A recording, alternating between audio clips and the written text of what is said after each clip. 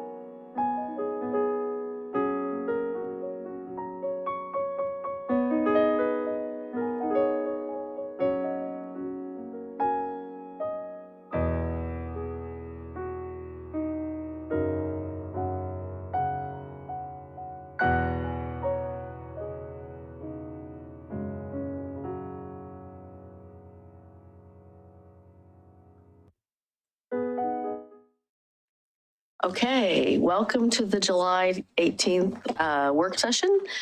Before we begin, I would just note that two of our counselors are absent and excused absences tonight, Counselors Savinjord and Council President Nicodemus. But we have a quorum, and so the beginning of our work session tonight is a training on risk management for elected officials. And our speaker is Marcus Pitts. Yeah, thank you. Thank you. Thanks everybody for joining us. My name is Marcus Pitts. I'm from Brown & Brown Insurance, and I'm joined up on the screen here. You can see him, he's little in the corner there. It's Jeff Sinclair. He's from Brown & Brown as well. And he may chime in from time to time.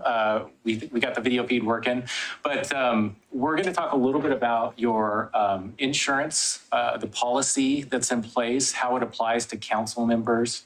And go through some scenarios, try and get some training in. We have some new council members here. So thanks for joining us. And I'll take you through the PowerPoint right now. A little bit about who we are. So Brown & Brown, if you aren't aware, is your insurance broker. We're responsible for procuring your insurance on an annual basis, providing resources and training to council members, to city employees as well. We advocate for you if you have a claim that comes up, and we provide your overall risk management support. So Brown & Brown, we try and stay involved with you. If you have questions regarding insurance, please don't hesitate to reach out to us. You are more than welcome to call us at any point. City County Insurance Services is an insurance pool. It's actually a public entity as well, with members throughout the state that join it in an insurance pool, and they purchase reinsurance or insurance on top of you in order to protect your activities. They're actually not an insurance regulated firm, so the insurance commissioner does not oversee them. They just organize the pool and purchase reinsurance for you. City County Insurance has their own resources as well, and they write the policy, interpret the policy, and they help with claims advocacy too. The services that we provide are to support you in your activities. And in particular, coming out and doing trainings like this, we really want to make sure that people understand how your insurance policy works. As a council member, you probably want to know what protections that you have in case somebody files a lawsuit against you and the city.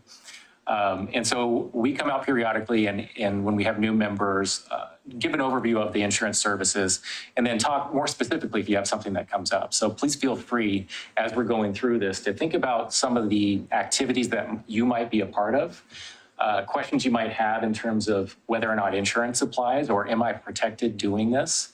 We'll have a slide in here where we go through a few different scenarios, and we've handpicked a few so you can get a flavor for it. But if you have your own as well, feel free to bring them forward. That's always nice to get some real input in real life situations. So I want to talk to you a little bit about the Oregon Tort Claims Act, in case you're not aware of what that is. The act is put in place in order to limit the liability of a public entity. State public entities, local public entities have different limits to what they can be sued for within the state. And just so you know what a tort is, if you aren't familiar with the term, a tort is basically a wrongful act, right? If a wrongful act is committed and it's alleged that a tort occurred, an action can be brought against you and the city in order to collect damages for that. So the elements of a tort or a wrongful act, or whether or not a duty was owed to a third party, whether or not that duty was breached by you or by a city official, and if so, did that create some sort of a damage? Did it result in some sort of a damage, either property damage, bodily injury damage, defamation type of damage, which might be more applicable to what you're involved in. If so, then the tort claim limits do apply. And also, in the right circumstances, your insurance will cover your losses for you. The city's always covered. We want to make sure you as members are covered as well. We also use the Tort Claim Act as a measure to require people that you are contracted with to have insurance. So it's good to know these numbers. Liability, the city, if it's liable for a single act, can be liable up to $830,000. And this number goes up year to year. For multiple acts, it's 1.6 million or just over 1.6 million. Property damage is 136,000, and property damage multiple properties is just under $700,000. Those will be adjusted up based on inflation and consumer price indexes over the years. Important to know that what's not limited by the Tort Claims Act, you're not protected from any kind of negligence or tort. Federal wrongful acts are not covered by that. You see this most often in law enforcement or civil rights actions, anything that violates your constitutional rights. Those are federal torts, and those are not limited by the act. For the most part, what you're going to be dealing with is covered by that act, though. So why do you care about this? We want to make sure that your insurance is sufficient to cover you. We want to make sure that your activities that you're doing are covered under that insurance policy and covered under the Tort Claim Act as well. So we'll talk about doing that. Staying under the umbrella of insurance. And Jeff, I'm sorry, I didn't give you a chance to jump in, but feel free if you like. Okay. Would it be possible to move that window to the lower right, because it's kind of getting in the way of Yeah, the I think I can slide. minimize it too if we've seen enough of Jeff. Okay. Yeah, all right, thank you. Does that work? Yeah. Okay. So our goal with this is to make sure that you understand when your coverage applies, when it might not, if you're stepping outside of the umbrella of coverage. And this isn't so that your hands are tied or you're feeling like you can't do something or you can't say something. You always have the right within your discretion to do what you feel is prudent as an official. But we do want you to be aware that if you do step outside of something, if you're acting under your own personal accord, maybe you're on social media doing something that isn't really sanctioned by the city, be aware that the coverage would not apply in that case, and it's going to be your own personal liability that kicks in. So we'll talk through some of those scenarios. So the insurance applies to members. And who are members? You are, as a member. Officers, employees, agents, and volunteers are all members. A member means the entities that's named on the policy, the declaration page of the policy. And it includes you as long as you are acting within the course and scope of your employment or your duties that are assigned to you within your role. So those duties must arise out of something that you've been empowered to do. If you step outside of those duties, then the insurance policy may interpret that as meaning that you are no longer a member and therefore suspend coverage. If a claim comes towards you for defamation, for example, and it's determined that you might be outside your course and scope of duties and what you were saying at the time, the city's still protected. The policy's there for the city, but you may be found to have stepped outside the membership of the policy. And so we're going to want to make sure that you understand when that could be and either avoid those or just choose to act accordingly.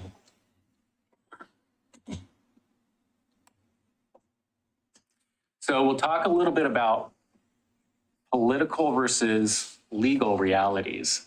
Understanding the pressures that you have on you, the political pressures that you have on you. You're going to have people that are emailing you, people that are approaching you out in the public. And the political side of this is you're going to feel like you need to respond or you should respond.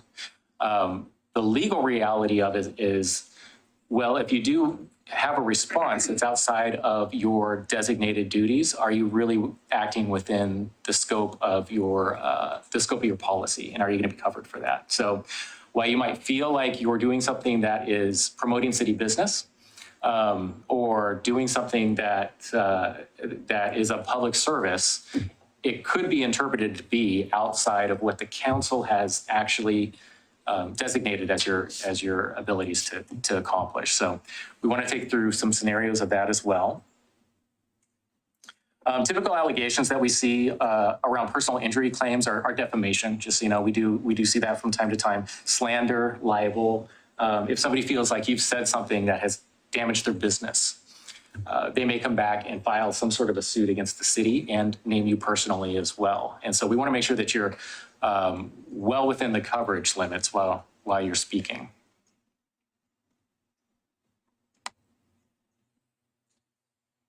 So, and a gray area being if you're not appointed by the council to do something and that appointment is not actually in writing somehow or memorialized within the minutes, video recorded, however it might come down to it, an insurance adjuster is probably going to look backwards and try and piece together whether or not you had the authority to speak in the manner that you did.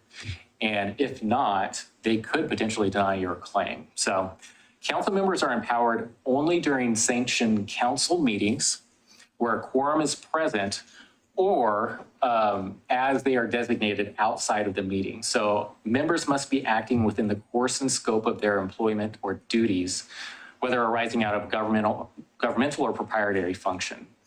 So otherwise you may not be defined as members within the CIS policy and the coverage might not apply. So what does that mean? It means if you wrap up your meeting today, the meeting is adjourned, and you spend some time with the public that had visited you during the meeting, and you go out and you have a glass of wine with them, and you talk about meeting business, and make some assertion that the council didn't approve of within the meeting, then all of a sudden you're outside of the course and scope of your duties, and we're talking outside of the coverage umbrella of insurance.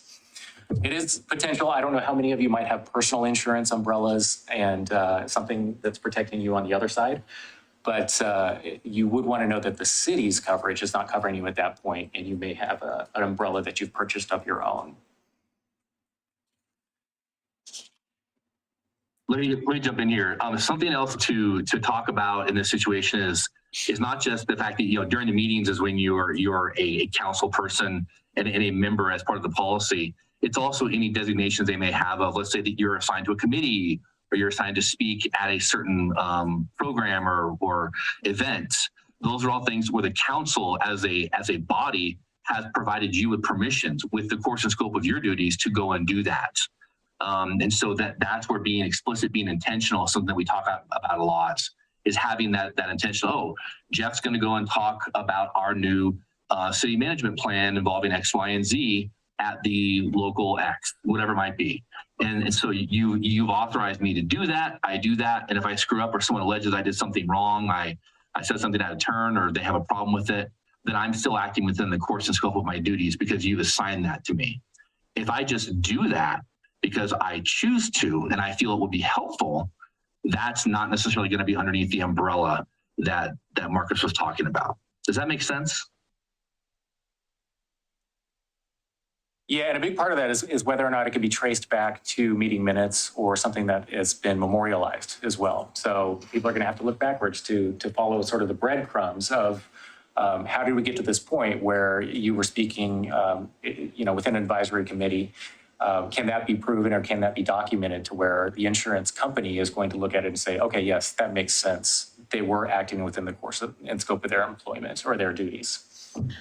So we generally have a policy of waiting to ask questions to the end, but I'm going to break that policy today because I think we need to talk about this now while you're talking about it. So we have a list of committees that so that seems like that would be covered here. Like we've all got certain committees we are liaisons to or whatever. But then we get other invitations. We get invited to speak at the Rotary. We get invited to speak here or there. We don't bring all those back to council to say, do you approve me doing this? Right. So you're saying when we do those things, we're not covered. It can be, and Jeff can elaborate a little bit, but it can be more of a blanket. So the insurance adjuster is going to want to look back and say, is this a normal course and scope of their duties? Is this something that's been authorized for them to do? Do we need to name each and every one of them? Perhaps not. It's going to be something where that the council has maybe on a blanket basis said the council members shall, attend Rotary meetings in order to promote the city business. Jeff, would you disagree with that? Well, the hard part about this is let's say you were asked, to go in and speak at the Rotary because let's say you've done it before and you've been involved in this. And so you're used to being the mouthpiece of the city, and the city is kind of giving you the official or unofficial head nod to do that.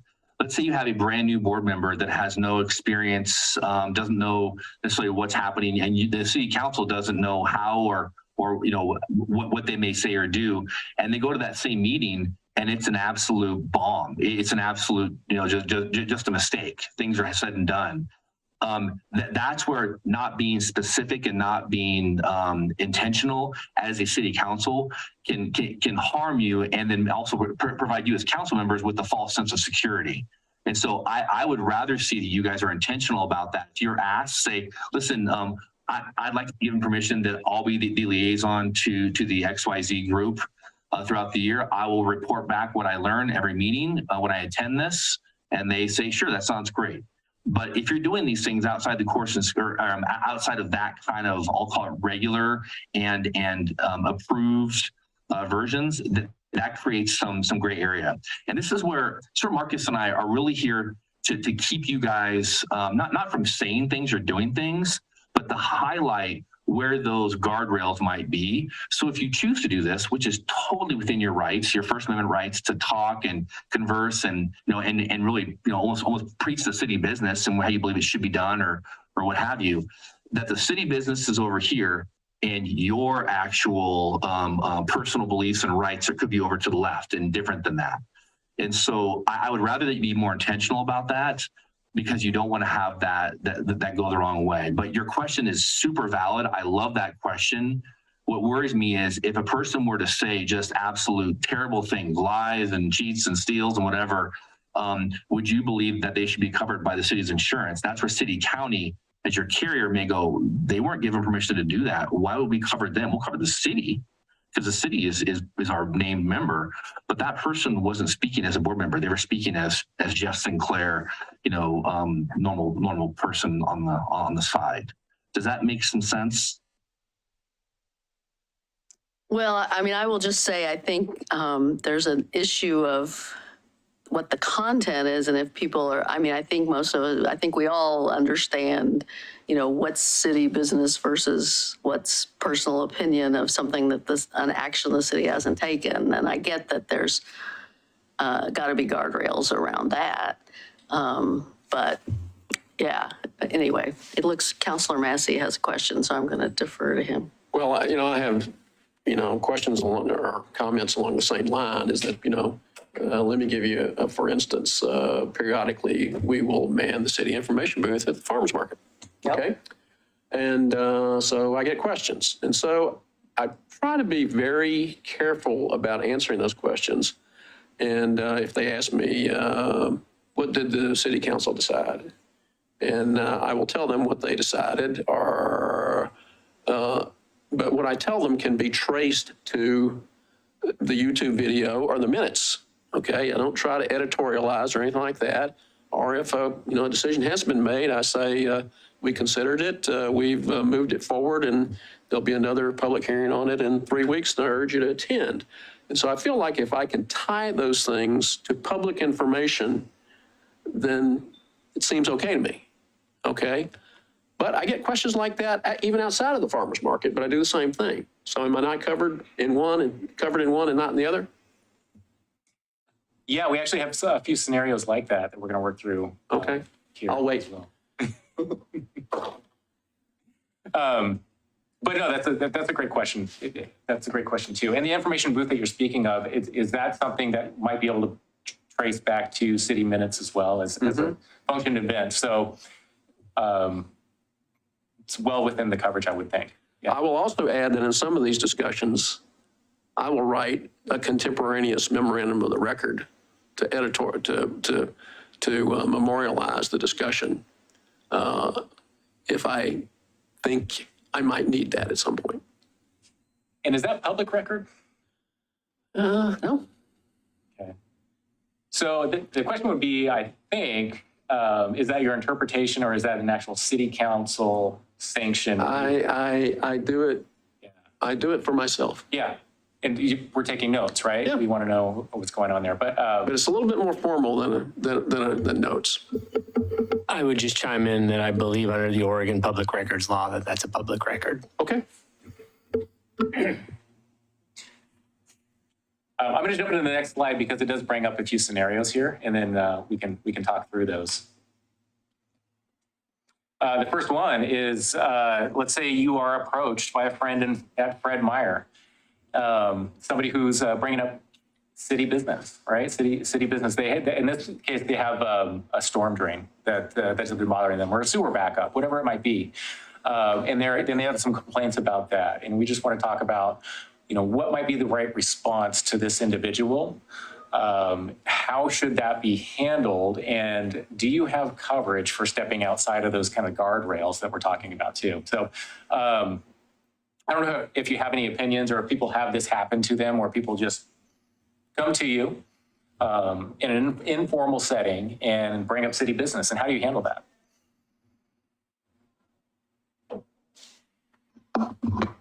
I usually have had this happen to me. I give the information that I know based on what the city has done, or what the city, what the process is, right? And then anything I don't know, I let them know that I can try to get that information for them. But Yeah, and that's great. And, bringing back specific issues to council. In this case, this is probably something that goes through the city manager, right? I think that the question would be referred, maybe the most straightforward answer would be that's city manager business, and we can actually take that. I can take that to the city manager for you.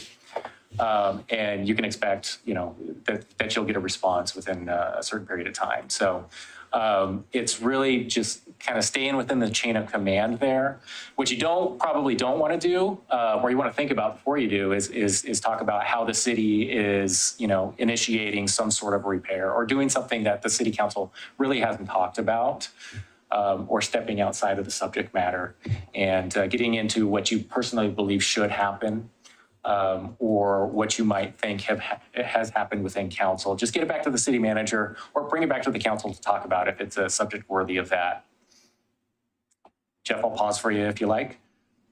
No, that's exactly right. You basically want to take it, thank them for their input, because we do appreciate that always, and then provide that to your one employee that you manage, which is Ann, and then kind of back off into the ether. Make sure that she gets back to them, because you make sure that chain of command happens. But if you get into the day-to-day business of the city, that can become problematic. And so having that chain of command of asking for accountability, asking for what happened, or what those kind of things may be there, but letting staff do their thing through your one employee or the city manager is the best practice in this situation. This happens a lot.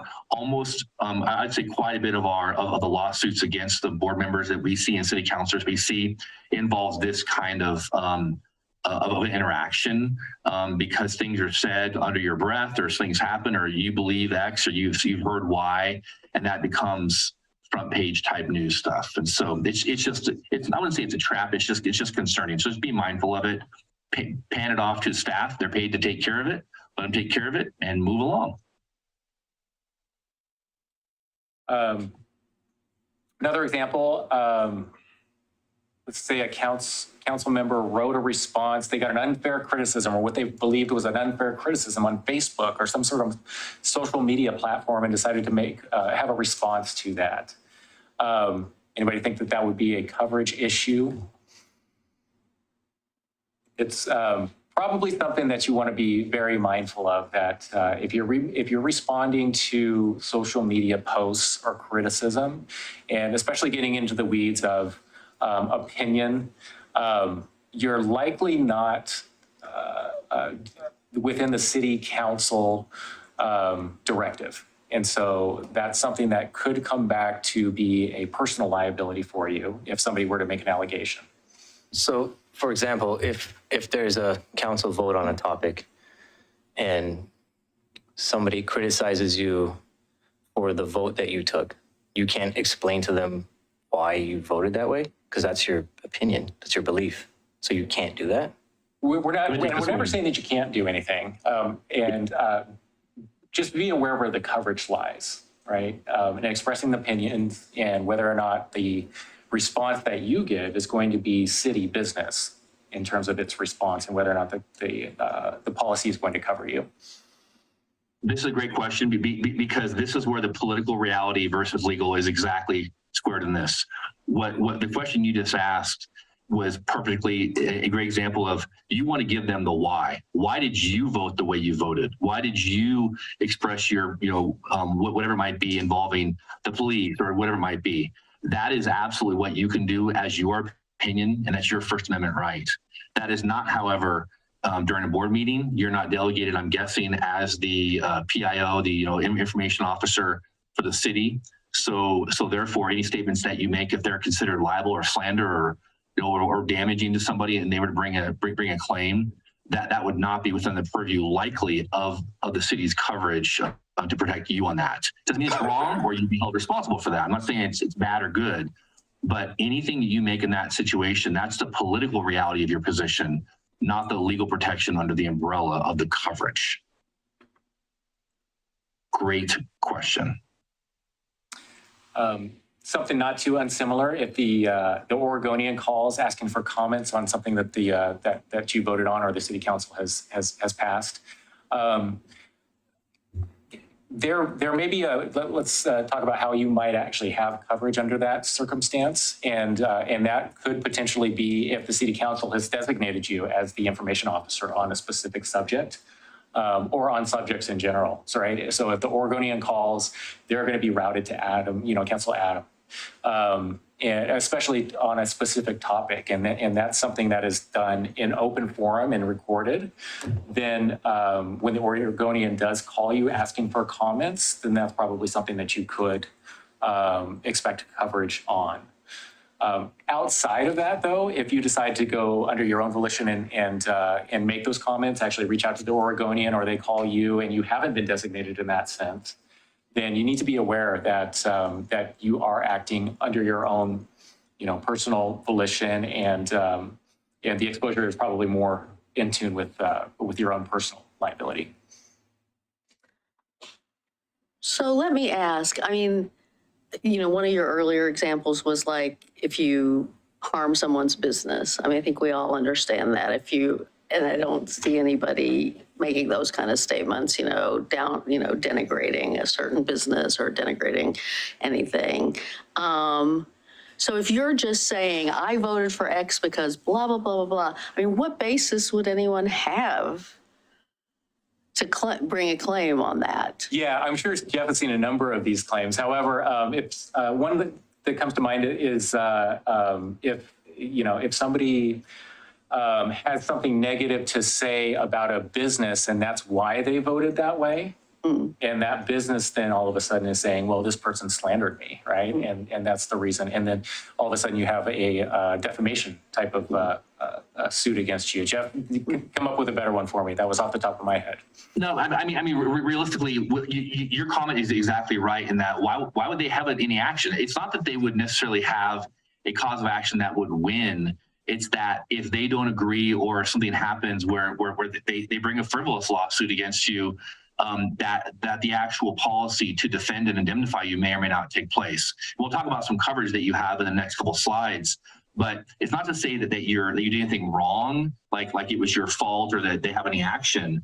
But people can choose to use the court systems as a weapon because they don't like what you said. Not that what you said was untruthful or wrong or immoral or otherwise, but they can choose to use it to weaponize that. And so this is just making sure that as you understand where your position, where your legal authority as a council person exists, that's the guardrails we make sure you understand. So if you do decide to talk outside of that, which is totally fine and normal, it's okay. You just know that would be on a personal level versus what we've seen as the coverage taking place. So even on a frivolous lawsuit, you're not covered. If nothing is said malicious and somebody just doesn't like what? There's I think it's the next slide. Is it the next slide? I believe it is. Yeah. Let's skip ahead to that. Let's just do that because it's good. It's a good thing to get to. So the actual coverage that you have for the board member's ethics complaint, you do have coverage for the OGEC. And generally what that is, that's the Oregon Governmental Ethics Commission. And that is kind of the administrative arm of the ethics for the state of Oregon, any public agency or public entity, person such as a city council person.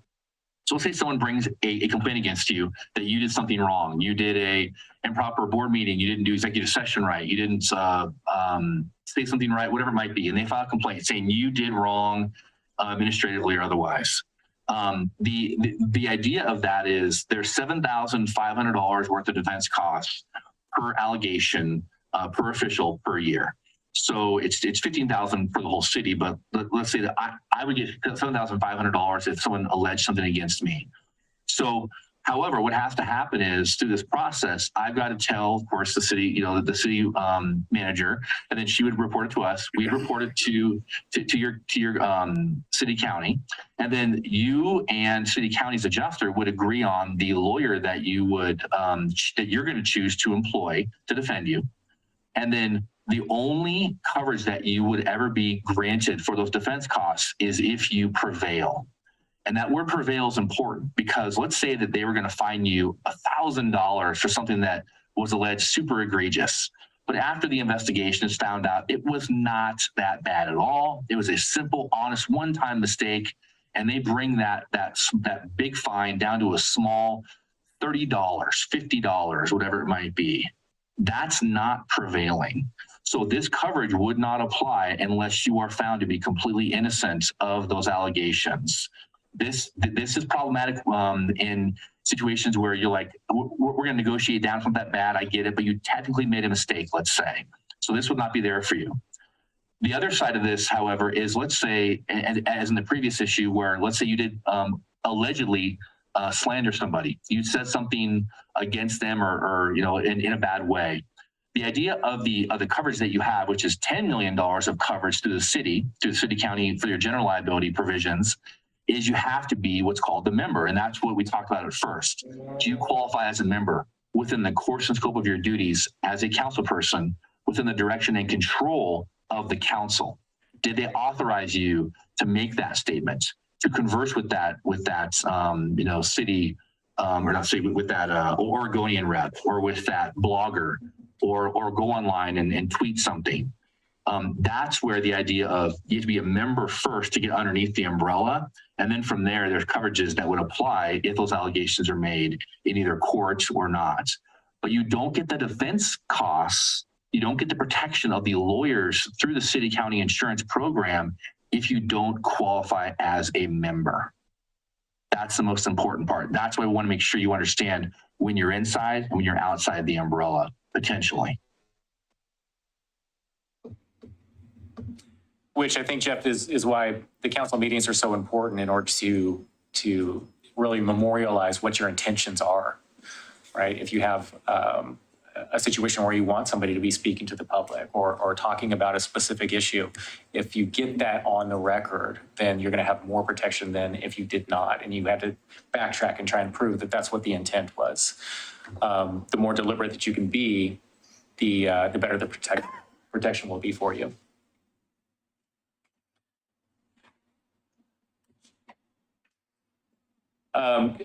Quickly, just wanted to define what a volunteer was for city purposes. It's similar to what your membership is too. Direction and control of any volunteer, or any volunteer is considered under a member if they are under the direction and control of the city. And they're doing work within the course and scope of their duties. So volunteers, just like anybody else, need to have job descriptions or descriptions of what they need to be doing in order to qualify for insurance as well. So we tell city operations to be intentional and make sure that volunteers are approved as well.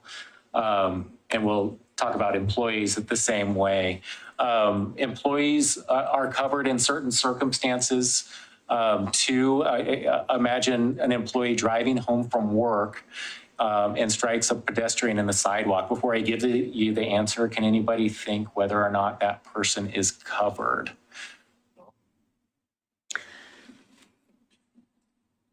Is it a city car or not? Yeah, good question. You got it, yeah. Yeah, personal vehicle is going to be your personal insurance first, and to and from work is actually excluded from the coverage. City vehicles, insurance follows the vehicles. That's the rule. And so a city that allows people to drive to and from work needs to be aware that their employees that are doing so are under their insurance coverage, and there's exposure there. Same with council members, anybody driving a vehicle on purpose. A couple slides back, we skipped a bullet point where if you were a council member that was attending a city council insurance annual conference and you're driving to the conference, do you think it's black and white whether or not that is a covered event?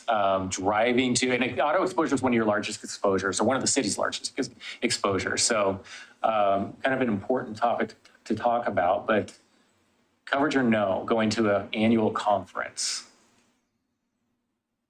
That's a tough one. I would say no, because, you're driving in your own vehicle, and the city provides a stipend to cover certain transportation expenses, don't they? Isn't that what the stipend's for? Good answer. Yeah, and the stipend actually covers, you're talking about the mileage reimbursement that goes along, and things like that are kind of, in place to cover all the costs of vehicle driving, right? And including insurance that you have to purchase for your vehicle wear and tear, whatever else. Insurance follows the vehicle, so the personal vehicle is going to be involved in the insurance coverage. There is the potential for the city's insurance to be excess of that. And the way it would work for a member is whether or not this is a conference that has been that you've been delegated to go to, right? Has it been communicated that this is something that you need to actually attend, and you're doing it as a city councilor under city business? So that would actually extend the coverage out to you in most cases. Now, how deliberate are you being on that? Do we say we're going to go to this conference every year and this individual is going to attend it? Or do we have somebody substitute in at the last minute and throw some gray area into that coverage? Has anybody memorialized whether or not, a council member has substituted in and is going to the conference and made it clear to the insurance adjuster that this should be in a covered event? These are going to be questions that come back in the case of a claim. So, for example, we each have a budgetary line item of a couple $1,000s or whatever to cover participation in conferences. That's not enough. We have to have, that's what I'm hearing you say. That's not enough that we're going to an official, conference on a topic that's germane to city business, and we're using our city funding to do it. We actually have to come to the council and say, I would like to go to this conference. Will you endorse me going to this conference? Yeah, so these are all little breadcrumbs that come along with it. Do you talk in council meetings about upcoming conferences and who's going to go? That would be a wonderful way to secure exactly what's going on with that. Mayor, we also know, Scott and I usually know who's going to what conferences. What we can do is we can just do an email that's attached to the consent, make it a consent agenda item, and you all approve it through that process. The use of those funds are also talked about in the budgeting process, and it's general terms, so you can't guarantee 2 years out in the biennial process what conferences you're going to, but the gist of how the money is spent is revisited every 2 years. Well, and people are emailing with me, and there's usually a general discussion about which conferences people are going to attend. Yeah. It's gray area, and we can make it clear. But I think I probably would have contended that you all were covered. Not that that matters. I mean, they get to debate me on it, but. We would be debating on your side. So we would be gathering all of this and packaging it up and saying, listen, there's enough here for there to be an undisputed coverage. That also begs the question, though. And I think I know what my answer would be, and which might differ from your answer. But I don't think there needs to be a council decision that a certain person is going to attend. If we have kept records internally in the city about who's going through the budgetary process, through your receipts that you submit to get paid, I mean, I think there's a pretty strong line between your actions being on city business through those actions rather than bringing it to council, to have council stamp the gavel on, okay, Mayor Beatty is going to now attend this conference. Now she's within coverage. I don't know whether you would agree with that, but. Well, the gavel will be undisputed. Jeff, how many Yeah. plans have you seen over your years like this? Yeah, but the hard part about this is when you have a rogue city council person who decides to go to a conference that you would rather they not or don't want them to go to, and they go to it anyway. And so if that's your normal course where you guys allow people to have more self-control and through Ann and her team, they are proving, they're documenting it, that's okay. It's just we like to see, the reason that we're your advocates is we've seen the bad things happen in the heat of battle. I hate to use the word battle, but those things happen. So we'd rather you be more intentional about the process and systems before it takes place, so there's not an issue.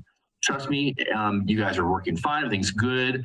I've just been around a number of boards and councils and universities where it's been terrible. And so not having those kind of consistent processes, those checks and balances through the body of the council, that can create gray areas. I don't want you guys to have to fight personally or as a board. So it's okay to do what you're discussing. I'm not saying it's wrong. You're not abnormal by doing that. But just understand that the reason we want to bring this to your attention is because it's a possibility if you have those inconsistencies and differences of opinion of what's supposed to be gone to and what shouldn't be gone to. And I think we can probably continue the conversation at our next retreat, or staff can start working on a solution and bring it to you. But you're at slide 12 of 13, 15 minutes over. Keep going. Well, this is the wrap-up slide. So really what we're trying to get across to you is we want to make sure that you understand when you are covered as a member under the policy, and that you're making deliberate decisions that help to make sure that coverage is in place. So really be deliberate as a council about who you want out there speaking, how they're speaking, what the guardrails are. The more that you can do that, the more discussion that you can have on the record, the better off you're going to be in the end. So the more, if you just think about it in terms of looking backwards and how a person's going to piece together when a claim arises that a person was acting within the course and scope of the council's intended duties, then it'll help you to realize what documentation might be in place, what videos might be in place, how things are memorialized. Think twice about your actions when you're involved in them, as you're getting in situations. Do the exercise of thinking, is this a covered activity? Am I acting as a personal member of, as a citizen, or am I acting as a city representative? And something that's actually covered under the policy as well. And if you have questions that come up, feel free to bring them our ways. We love to see the scenarios, and we can shoot an email back to you and help you through those. And then just don't always assume that you're under the umbrella. If things go wrong, you may have a situation where people are looking closely at what those intentions were. So. Our last Thank you all. Yeah, go ahead, Jeff. Oh, thank you all very much. This is such a big deal that you guys have given your time and often your treasure to do this. It's the worst thing for us to see where council members and board members are caught surprised. So I realize some of this seems outlandish and out there, but by all means, we just want to have it be in the back of your mind. So as you continue to do the good work for the city, that you have all the information you need to be the best you can. So thank you. Thank you for your time and excellent questions.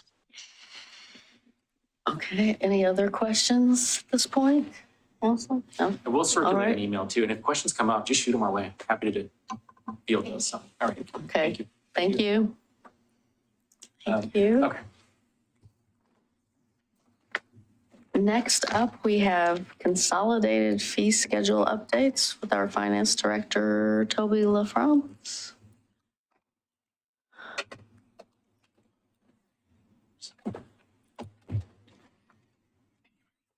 Okay, appreciate it.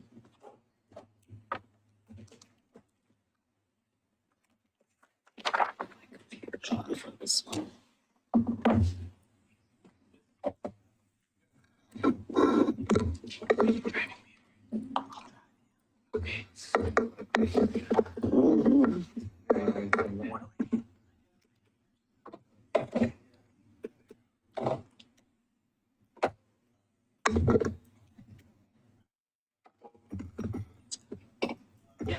evening, Mayor and Council. Toby LaFrance, Finance Director.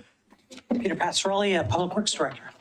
And we have before you this evening, we're looking for guidance. So there's actually no action being taken tonight on some proposed changes to the consolidated fees of the city. So there's a handful of sections where some updates are needed, and we're going to go through those updates here with you this evening. With council direction, this is scheduled to be on the August 1st consent agenda for approval at that time. So I'll just start off with the library. Libraries across the county have been coordinating on the fees that they charge and been trying to get to a uniform fee list.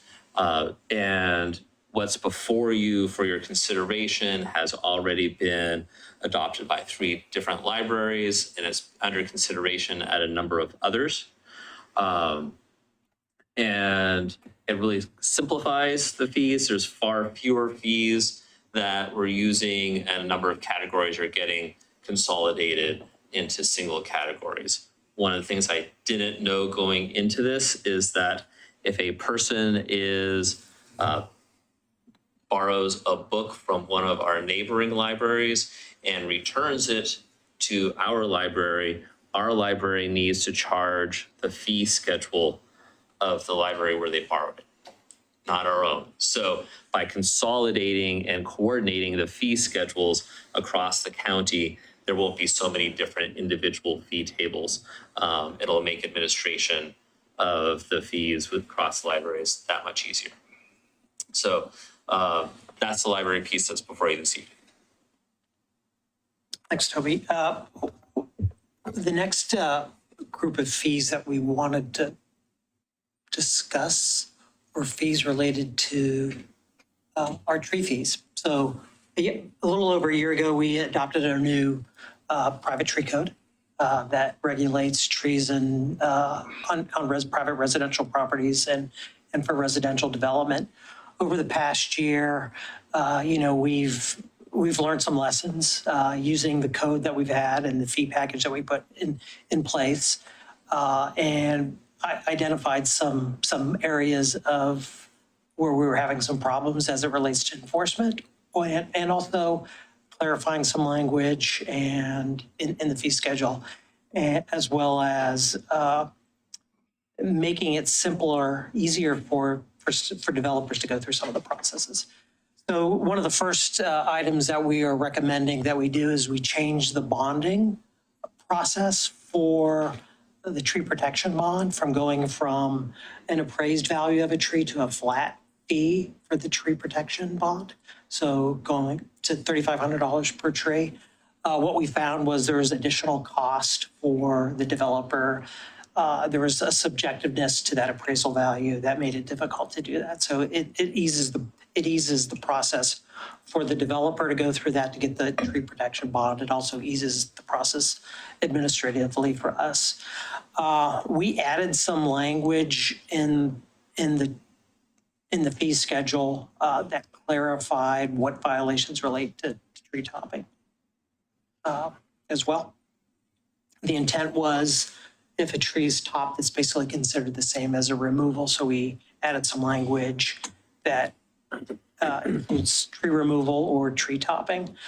And then one of the other items that we added in there as well was if somebody failed to replant as a condition of their permit, we're proposing to have a fee of 2 times that fee in lieu of planting for that tree replacement. And then there are also some minor edits for clarification in that document. Okay, so the next section of, just want to move Scott. The next section was related to our stormwater utility. Thanks. And we had some discussions internally based on a concern from a residential property owner that was developing an ADU. And what we felt was that there's some additional burden as it relates to the stormwater fee for the establishment of a single ADU on a lot. Currently, all single-family residential lots have a fixed fee. The addition of the ADU, how it's currently written or how it's currently managed is we have included an additional stormwater fee on that new ADU. And what we wanted to do to help us facilitate ADU developments in the neighborhoods is sort of reduce that fee. So we're proposing for that additional single family or single ADU on that single family lot that we would remove that additional stormwater fee. So it would just be that one fee for that lot. The other item that we've added is a tamper fee. So if we've shut off somebody's water service and they've gone back in and, cut the lock on that service, we would charge them an additional fee for that of $150. Toby and his team had done a survey and found that, that there's a fee that ranges between $125 to $200 in neighboring jurisdictions.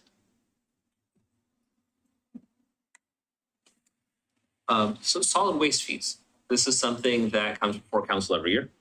Under the code, we are supposed to set the solid waste fees so that our rate haulers in aggregate, because there are 2 haulers within the city, so in aggregate across the city, would be able to make a profit, an estimated future profit of 8 to 12%. So set fees targeting at 10%, allowing 2% of variation around that. We have a solid waste rate consultant that comes in, looks at the performance over the last year, takes known factors of changes in the cost for operations, forecasts that in for the upcoming year, and then makes rate recommendations.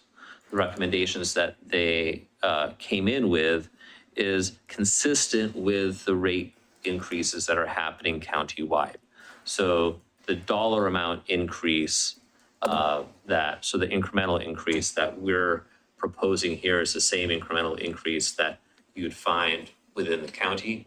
The end fee itself is especially for say a residential customer, is about $1.50 more than it would be in the county because we have a couple of services that the county does not offer. So overall, what we're looking at is an increase of about 3.5% to 4.5% for residential and roughly 5.5% to 7% for commercial. And I think with that, we are here to answer any questions that you may have. All right. Questions, Councilor Koster-Body? Yes, on the utility ones.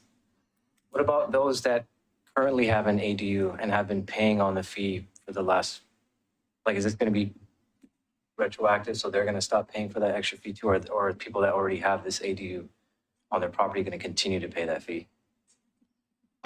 So at this point in time, we're not looking to go back. This would be a change from August 1 moving forward. And so we could go and make the adjustments for moving forward. Right, that's, But for all units, so ones that already have ADUs have been paying, those ones would also be exempted. but maybe I asked it. We- I'm not saying we- go back and like reimburse, but just from here on out, those currently existing won't have to pay that additional fee. Yes. And in Okay. fact, the resident that brought this to our attention already has an ADU, installed a separate meter.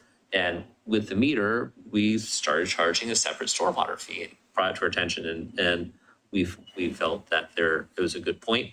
And as Peter was saying, we wanted to address it, and there really wasn't a good place either in the code or in the fee table to do that. So that's why we brought it to you this evening. Thank you, I appreciate that. My other question is on the solid waste. I don't want to steal Mayor Beatty's thunder, but I know we've had some complaints about the service. Even on the bulk waste pickup days, there was a lot of stuff left on the streets. So, how do we justify the increase when the service isn't meeting the cost? So in terms of there's two things. There's the rates that support the service that's being provided. And so there is an actual analysis that was done of the actual cost. The level of service is a separate question. And so level of service, they can talk directly to the haulers. There's also person at Public Works that would act as an intermediary on behalf of a resident to talk with their solid waste haulers, and we're able to provide that help. So the fees don't address an increased level of service. I would say also, we do get periodic feedback from residents in the community at Public Works as it relates to, missed pickups or issues on bulky waste day. And we do reach out to the companies that provide service, the waste haulers that provide service in the community, and provide them that feedback. With the bulky waste day, I think one of the issues that was run into in some neighborhoods, there was a larger amount of bulky waste out there. And the hauler was caught by surprise, and it took them a little bit more time. But I think they came back that following week and picked up those items. So we do have that dialogue with the waste haulers. Okay. Sure. And I guess it's not so much an increase of service, but just providing the service that's already being paid for is more of what I was asking, because it's not just the bulky waste that there's been complaints about. So just making sure that people that are already paying what they're paying are not getting the service that they're paying for, and then we're going to have an increase. So I get that it's two different, but it also goes hand in hand, because you pay for a specific service. If you're not meeting that service, what are you paying for? So that's just kind of where my mind is at, is making sure that before an increase happens, people are at least getting what they're paying for now.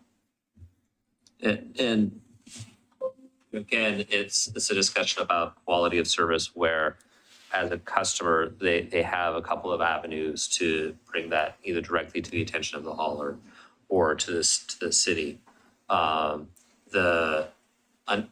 The fees that are being proposed are the fees that under our existing code are fit under the code and the directions that the code has provided for how the fees would be calculated. And that's something that our rate consultant's very careful about, something that he and I have gone over to make sure that we're compliant, because it's my first year with Milwaukee's code, and I wanted to make sure I understood it.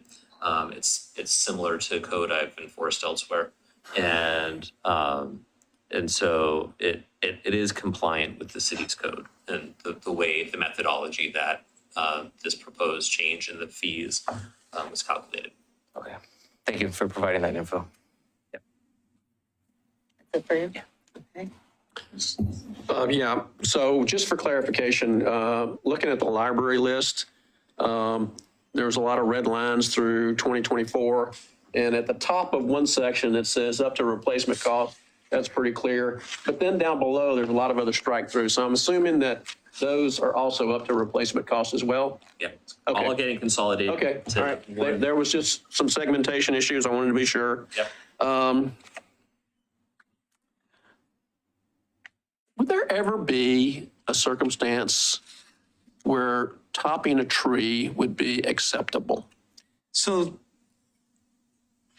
there are circumstances, but there's an arboricultural practice known as pollarding. That's more of a decorative practice that would be acceptable, but those are generally, smaller trees. They're sort of sculpted for the landscape. Topping is and one of the things that you'll see later on this evening was we've provided some additional definitions in our tree code on what topping means. There may be circumstances where the utility, our electric utility provider will do some pruning on trees under lines that, and practically are topping, to protect the line. So in those circumstances, that's probably okay. Those are trees that are, within that utility easement or within the right of way. And we work with the utility on that, but. You understand why I'm asking this, okay? Because I think there are some circumstances, and I read what's in there right now, and it's pretty black and white. Well, part of the process, if somebody's doing that type of pruning on a tree, is we're looking for a permit application if it's within the right of way, or have that discussion with that property owner. But generally, topping is considered very detrimental. Yeah, normally it's bad. I understand. Yeah. What if there's 2 or more ADUs on the wastewater, on the stormwater? Because they can have two. Yep. I imagine the way we would apply it is single family lot is a single family lot is a single family lot. Mm-hmm. So if they had 2 ADUs in a main household, that main household would be charged for the stormwater. The ADUs would. Okay. Great. But I just saw, the way I read it, it just said 1 ADU. I think that's how we have it in there right now, but certainly that's. I'm not advocating either or. I just want clarity, Yeah. Well, can we talk about that for a minute? Sure.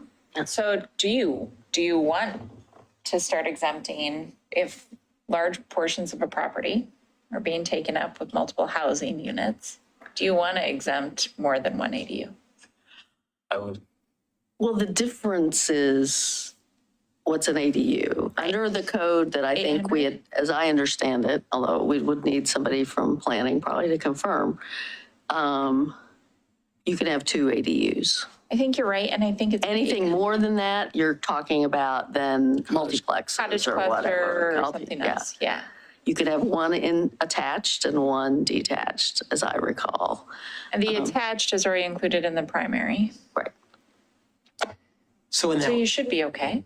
well, 2 ADUs are going to be up, they could be up to 1,600 feet. So that would be greater than half of a stormwater unit. So our, equivalent residential stormwater units, I think roughly 2,760 square feet of impervious surface area. So 2 ADUs would be, 2 800 square foot ADUs would be more than half that. So. So, and Councilor Massey, you are correct. The way it's written is where an ADU. So we could, if council agrees with the intent that we treat all single family lots the same, which that was the intent of the language, we can change the language to make sure it encompasses situations where there might be 2 ADUs on a single family lot. Okay. So I think, when are we bringing this back for a vote? August 1st. August That's first. So we will probably have at least one other council member present for that. We should just call it out as a part of the vote. That we'll change it to 2, but if you all want to debate that on air, we can. Yeah, I just wanted clarity, And my last question is, I've not got any complaints about trash pickup. Okay, so, but I guess as I heard these concerns on the dais here, I guess my question was, there is a way for people to interface with customer service, and that customer service may be the vendor, or it may be Public Works, but is that well known? I mean, some of these companies are gigantic and probably have, call centers in Denver or somewhere, I don't know, And so my question is, can you get an answer? I think it can always be a challenge when you're calling up, like you said, a large company that provides service throughout the country. But they do have, you get a bill from your hauler that says, here's my customer service number. If after going through that person calling that number and you haven't been getting a response, you can certainly reach out to Public Works and we can see. I guess my thought would be, is that worthy of a quarter of a page in the pilot at some point? About how do you interface with when you have those issues come up? Because, I don't know. Good idea. Yeah. I think it's a challenge. I mean, when you're looking at these other utility services, because we don't do the same thing for PGE or Northwest Natural or Comcast. So, there's an additional administrative burden on the city when we're stepping in to provide those services. Whatever the right answer is, I would just like for people to know where to start. Okay? Yeah. And I can understand why you don't want to get involved in the trash complaint telephone business. I understand that. But, Well, go ahead. I mean, I guess, and I was one who sort of shared an email that I got from a resident. I certainly don't think on the basis of that email, we're looking to change haulers. But I did want us to have a conversation about, what we can do there. Because I think there's been this kind of feeling that the haulers are the haulers and we're stuck with them. And so I talked to, someone who works for solid waste at Metro, and their position was, oh no, that's a franchise agreement, just like your PGE and your Comcast, and it's got a termination date, and you can put out an RFP at the end of your termination date or whatever you want to do. Most places don't do that because it's a lot of work. And we see how complicated the financial analysis is in our packet today. But I just, we are not stuck with our haulers forever. If we do reach a point where we think there's a service issue that's, serious, then, we do have some ability to address that. And so I just wanted that to be known. Yeah, that's really helpful. Did the individual talk at all about what an allowable criteria would be, or would they be open to talking to us about what an allowable criteria would be? Yeah, I did not get into a lot of detail. The person was headed to dinner, so I didn't hold him on the phone later. Terribly long.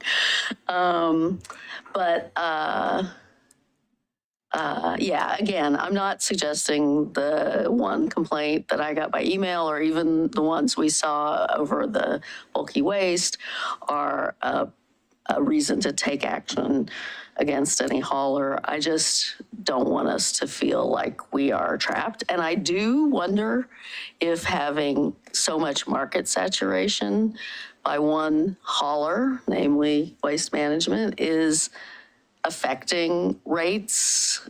Like you noted, our rate's not much more than the rest of the county, but how much of the rest of the county do they, I do wonder about market saturation and one company having a near monopoly and what that means in the long term for rates and ratepayers. But that's not an issue for today. Did you have other things? No. Oh, okay. On the library, I am stunned at lowering the library fines, I will say I paid 25 cents a day when I was a 10-year-old, and that was a half century ago. So I am stunned to see them drop to 10 cents a day. You all don't have to approve it. Well, I mean, if that's what the, if that's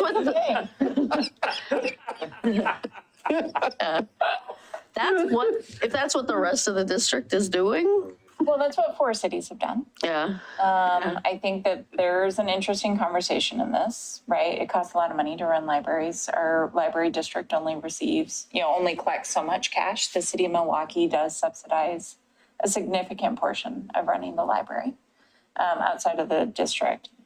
I think that there's been a general sense that books should be accessible. And there are people who feel a lot of shame when they don't have the money to pay back the fine. And I think that librarians generally want people to feel safe coming back in. And so they've been trying to find that balance. So I think it really is a discussion. We're presenting something to you tonight that is in alignment with what sort of large cities are going to in the United States. That doesn't mean that has to be where you go. All of these are dialogue. But you're not concerned about the library's budget with this change? If I am remembering correctly, this is less than 50,000. I think it's even less than 30. I'm not saying that's small dollars. That is a deal. That's why we're here tonight talking to you about it.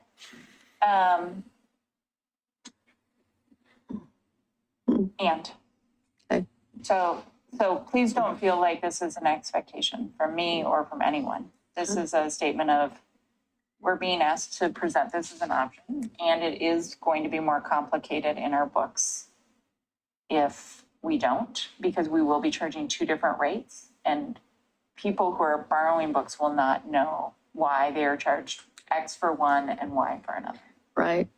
Well, yeah, and that comment raised all kinds of questions in my mind. Like if you check it out somewhere else and you return it at Milwaukie, you owe that. But what if you get it through interlibrary loan? Then you've checked it out through Milwaukie. Same. If it's not our product, then we're charging the Lake Oswego rate. Yeah, interesting. So it's going to be complicated. It's going to be complicated anyway, right? Because not all the cities have done this. Yeah. I mean, I get the, you don't want to make it harder for people to use the library. So, I mean, I get the appeal of that. And the library often did, a couple of times a year, a fine amnesty, which yours truly took advantage of, paid half price on my fines. Well, and I've deposited food. Yeah, right? So that was the other one. Yeah. I mean, I don't have a strong feeling either way. It just was surprising to me to see it going down. This is, nothing else in the world is going down in price. So, the tree fees, I was fine about. I will have some comments on the tree stuff later tonight. The stormwater.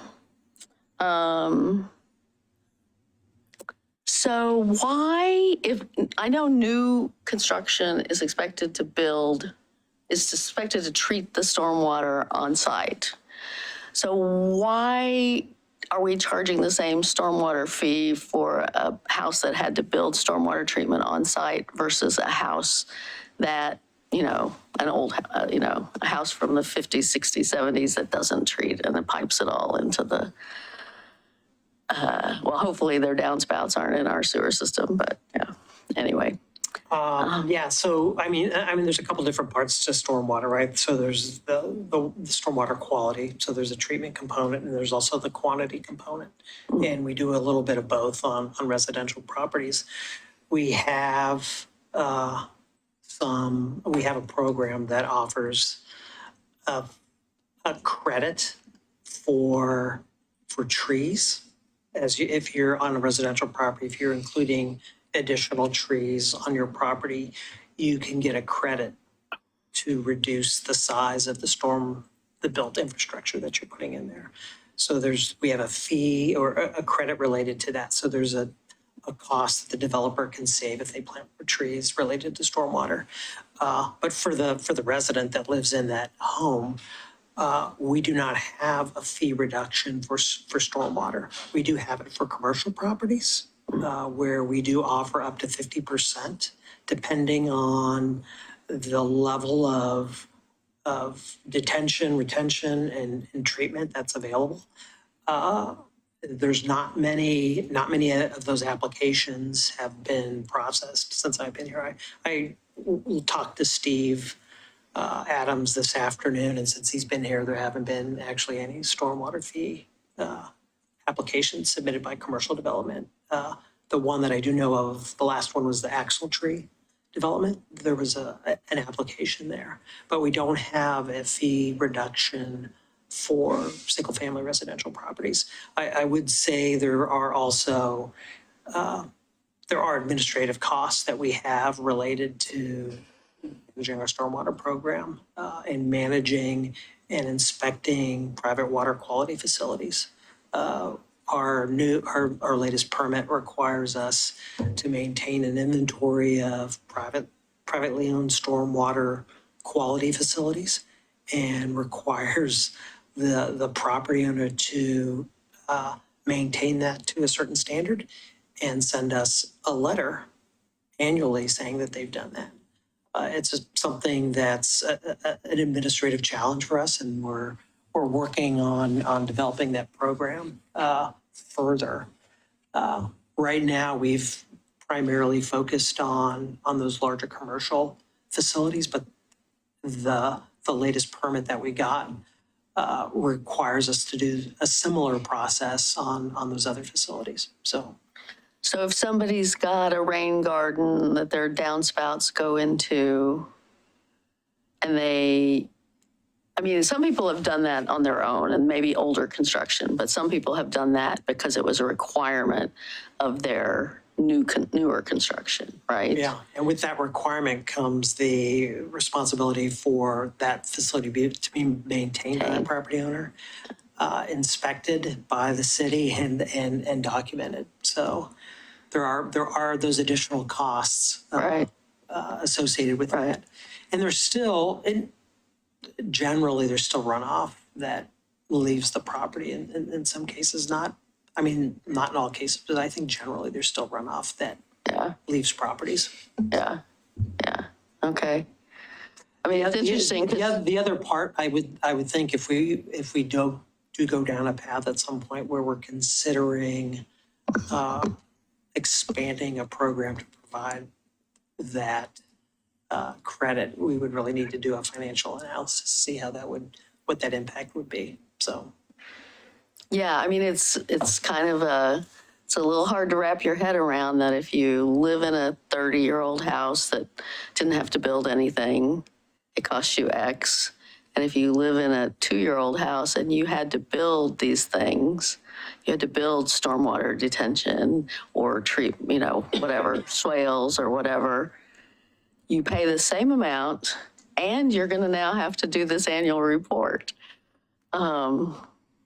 Yeah, it's an interesting, I don't know, it's an interesting public policy question. It's kind of a disincentive for people to do more stormwater treatment too. Yeah. Anyway, okay. Well, again, not a problem to be resolved today, but something I think we ought to think about. Okay. Mayor? I just wanted to note, we're about 20 minutes over. I think Scott and I can go pretty fast on the next one, but we probably do need at least 5 to 7 minutes. Okay. Thanks. Any other questions or comments on this one? No, just to echo Mayor Beatty's comments on that. It doesn't have to necessarily be a 50% reduction, but if there was something, because it is kind of counter to what we're trying to do in a way. So. Yeah. I agree with that. Fair to say, council direction at this point in time is to come forward on August 1st. We'll make a change on the ADU language to clarify that it would cover multiple ADUs on a single family property. Were there any other changes? Or are we, as council's direction, that you're comfortable with us bringing this August 1st? Yeah. I think that's Thank you. okay.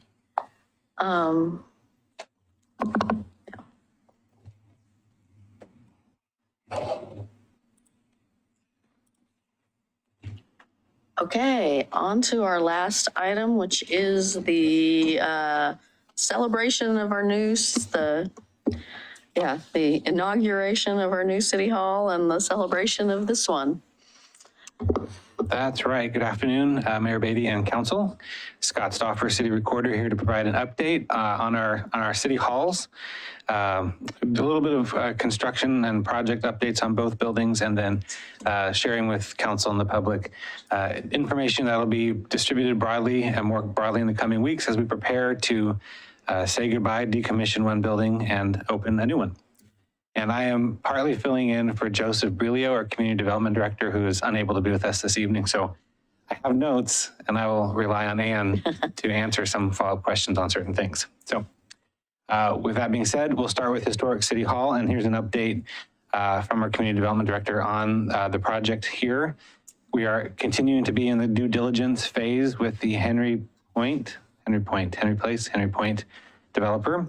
They are doing contractor inspections. They're completing the environmental phase 1. If you've been around City Hall in the last couple of weeks, you would have noticed perhaps that the back parking lot was ripped up in a couple of places. They have finished decommissioning the two oil tanks that they discovered behind the parking lot. They filled them with sand, and then they repatched the parking lot. They are working on event partnership memorandum understanding and additional easements. It's my understanding, and folks in the room may know more, that the city will continue to own the outer rim of the property, and part of that includes the umbrella parade tree that gets lit up every year, and that needs power. And so we're working with the developer to figure out how the city will continue to have access to power to light the sculpture garden. And then as it notes here, the Planning Commission approved the developer's project on June 27th. And part of that project does require a little bit of a footprint onto the park area here on the north end of the building. They're proposing a French door exit entryway from what will be on this side of the building. And so some of those negotiations are ongoing, but Joseph, as ever, remains optimistic that we're on schedule and on track to get this put away. And as you can see, the commission approved that June. We're expecting the developer to submit building plans for the building this month here in July, and then purchase, sale, and construction should all wrap up, finalize purchase and sale, and then the new owner can begin their construction this fall, October, November. Anything to add, Ann? No? Okay. So to celebrate and say thank you to this building's 85 years of service to our community, the City Recorder's Office is working with the Milwaukie Historical Society to activate and keep the building open between 5 and 8 p.m. on the first Friday in September. We're collecting all the memorabilia that has added up over the years. Council on the dais here has a sampling of the postcards you may remember from previous years, the 75th and 80th anniversary.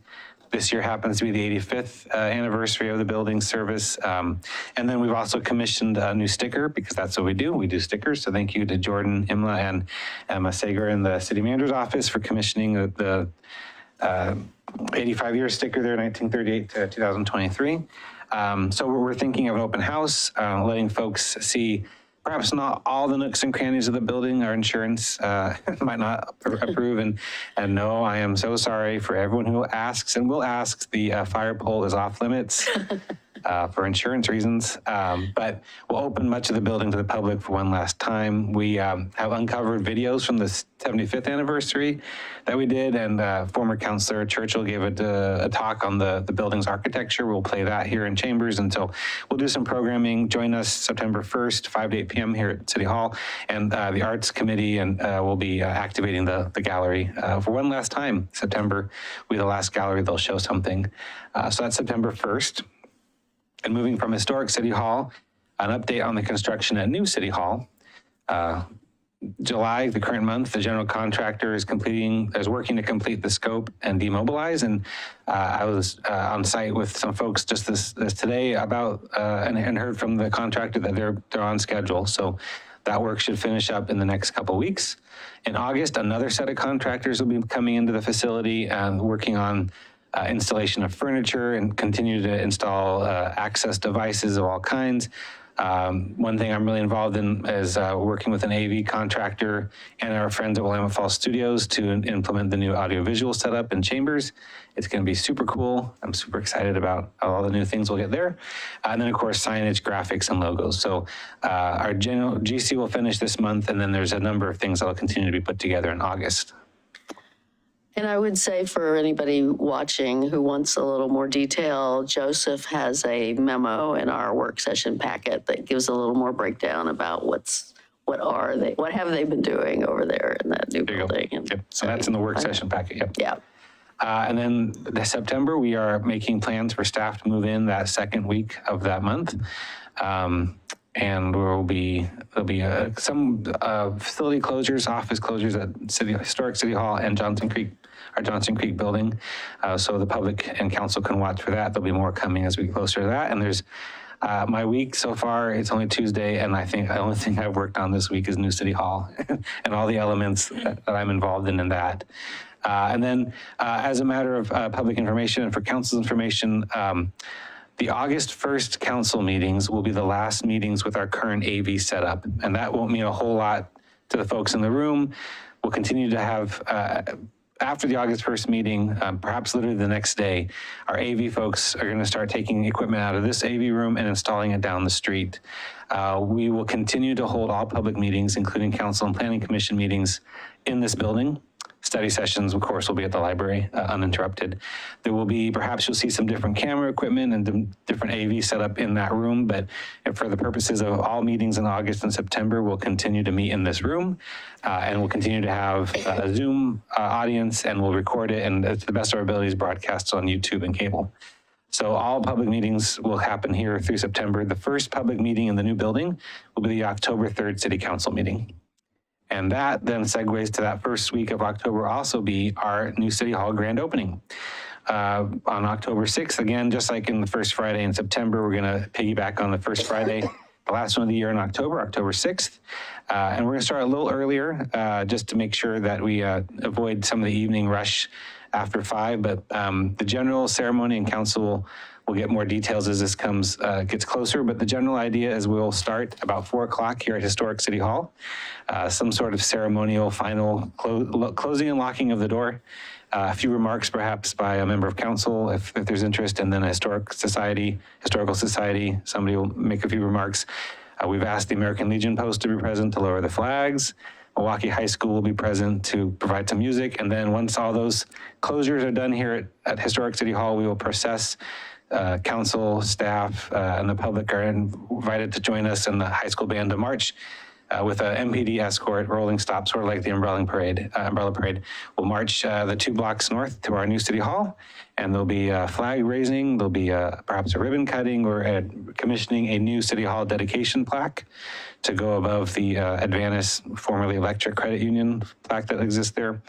So a little bit of ceremony at the new building, and then for the rest of the evening, for the first Friday, there will be opening the public spaces in the new building for the folks to come in and see it. And I think we might have some light refreshment as well. So that's the plans for banking this building's 85 years of service and opening the new one. I think I covered everything Joseph sent over in terms of the construction parts. Any questions or any thoughts? Sounds great. It's nice to know it's all going so smoothly and on time. Yeah. So no questions, just a reminder to mark your calendar, September 1st and October 6th. Those are the big dates, chances to say goodbye here and kick off the new building. That's great. No questions from anyone? Okay. All right, you did that. You got us back on schedule. Okay, well, with that, I guess we're adjourned from the work session. We do not have an executive session or anything, so we have a half hour for dinner, and we'll be back here at 6 o'clock for the regular session. I don't know. And when you took the part.